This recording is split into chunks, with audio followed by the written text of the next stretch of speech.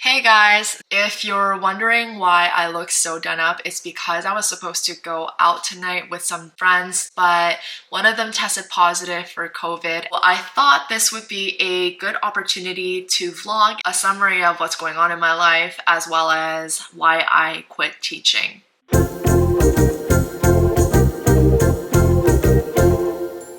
Growing up, teaching was my dream, and I always thought that I would become a teacher. It was my dream job. So even when I went to university, I did some internships or co-op placements, and I would love the teaching ones more than I loved the business ones. But after I graduated university, I ended up going into tech because that's where the money was, and I hoped that I would find enough fulfillment in tech that I would stay in it and be able to stay in a job that provided decent fulfillment and more money than I would make in teaching. It was also really difficult to find a stable teaching job at the time of graduating because of the shortage of teaching jobs in Ontario. But 3.5 years in tech later, I was still craving being a teacher, so I submitted an application to a school board in Toronto on a whim, and I wasn't expecting much.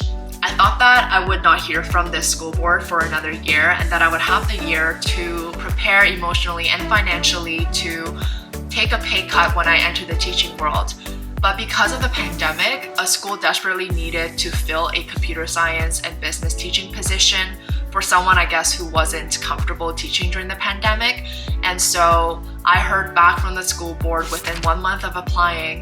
And at first, I actually rejected this interview, saying it was too soon for me to leave my job. But then the principal contacted me and said I should do the interview anyways because it would get me on the supply list with the school board.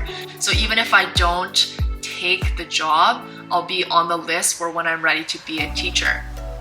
After interviewing, I ended up getting the job, and I ended up quitting my tech job and taking my 50% salary cut for a 6-month contract that would potentially leave me unemployed. After the 6 months at that school, I would be unemployed and would have to look for a new job.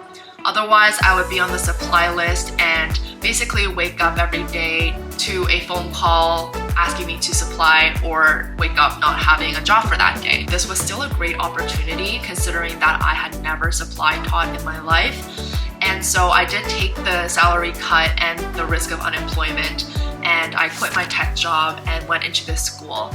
But I got really lucky, and at this school, I met someone I used to tutor 10 years ago. He had become a teacher, and long story short, a few degrees of connections later, I met a mentor who mentored me through my first year of being a teacher, and 3 months into that teaching job, that mentor sent me a new job position at a different school that would start in the following school year for a permanent full-time teaching role as a math and computer science teacher at a private school in Toronto. And I again applied on a whim, and at the time I didn't even know that it was for a permanent role. I thought that it was just another contract, just like the one that I was in before. Somehow, 3 interviews later, I ended up landing this permanent role, and I was over the moon. I thought that I had found my forever job, that I would never need to interview again, and that I would probably be at this school for the rest of my life until retirement. While I was in this teaching job, I realized that the parts of the job that I love is really the part where I get to make an impact on kids' lives, but I didn't love anything else outside of that. As a teacher, a lot of our job is paperwork, administrative work, following the school rules and staying within the limits of those rules, as well as dealing with difficult parents and difficult families, difficult students, chasing after missing work, following up with guidance counselors, making sure that we're really doing everything we can for every student. And this can be really stressful, especially because I was new and young. A lot of parents felt like it was appropriate to give me unwarranted advice on how to do my job. Maybe I'll make a separate video on all of that. For now, the point is that the parts of the job that made me feel fulfilled was insufficient to justify the financial and lifestyle compromises. I felt like I had made all these compromises to my lifestyle, but my savings account wasn't really growing. It was around January of this year that I really started to feel financially stressed, because that marked the 1 year anniversary of me entering this profession, and it meant that I had a year to adapt to my new salary and my new job, and I hadn't really successfully done that to my standards. To explain some of the financial compromises, most of my friends from university live in other parts of the world, because I went to the University of Waterloo, and a lot of Waterloo grads go to, for example, San Francisco to work in tech, or New York City to work in finance, or they just go off to other parts of the world, and usually we would get together in some part of the world to travel or to do some kind of music festival, etc. I was and am okay to accept that my lifestyle is different.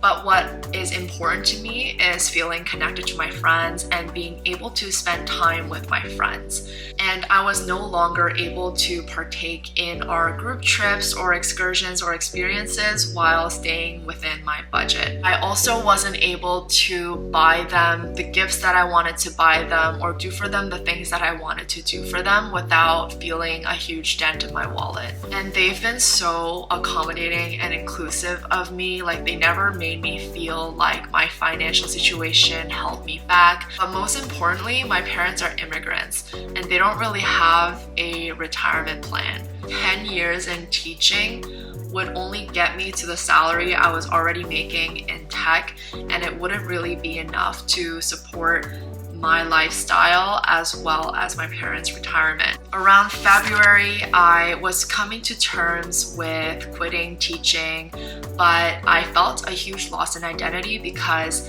I didn't have a new dream to shift my mindset to. Around this time, my friend told me about a really cool EdTech company that was hiring for a product manager, so I applied not expecting much, but they actually wanted to interview with me. It was extremely difficult for me to get through the interviews because of the state of mind that I was in. I was really suffering from seasonal affective disorder and just from feeling really disengaged and unmotivated. I don't know if you guys have heard about the pillars of happiness, but I just felt like all of my pillars were collapsing.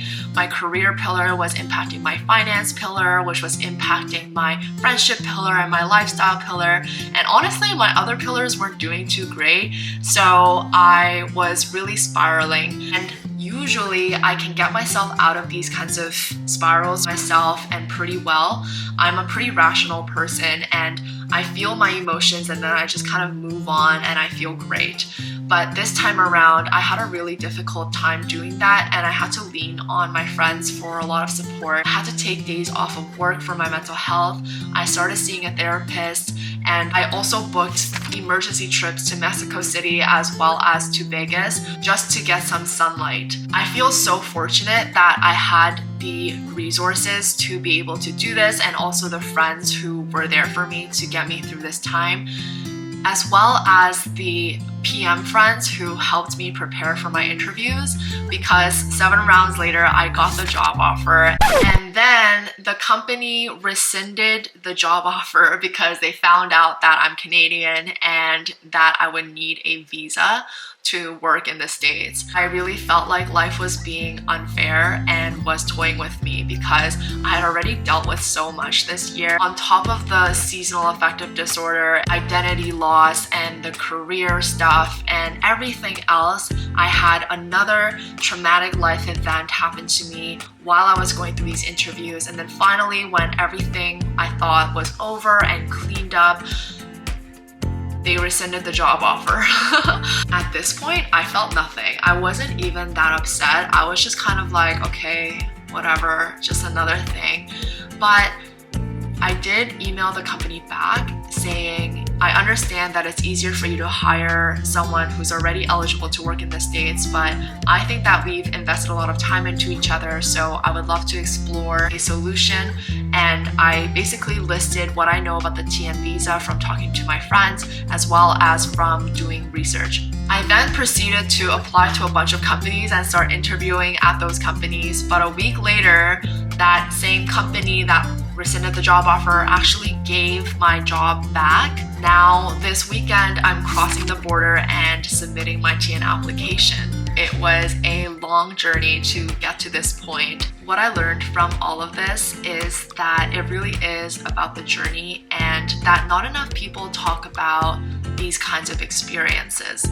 Which brings me to why I'm starting this YouTube channel. I've always wanted to start a YouTube channel, but I used teaching as an excuse for why I couldn't really put myself out there. But also, a lot of things are changing and I really want to document and record the in-between stages of my life. I'm in between jobs, in between cities, in between places, and I'm not really sure what's going on. And earlier this year, while I was going through the tough times, while talking to a lot of friends, I realized that these experiences are shared by so many people, but that none of us actually share these experiences. So I'm starting this YouTube channel not only to document and record my life, but also in the hopes that sharing this in-between journey will provide some strength to people in knowing that nobody's got their stuff figured out, and especially not me. I have no idea what's going to happen this weekend, if my TN visa will be approved, if I will need to find another job, etc. But I feel pretty good knowing that I went through so much this year and I have such a great support system. So wish me luck, and I'll see you guys in my next vlog. Bye! There's so many ways to be happy. You can do whatever.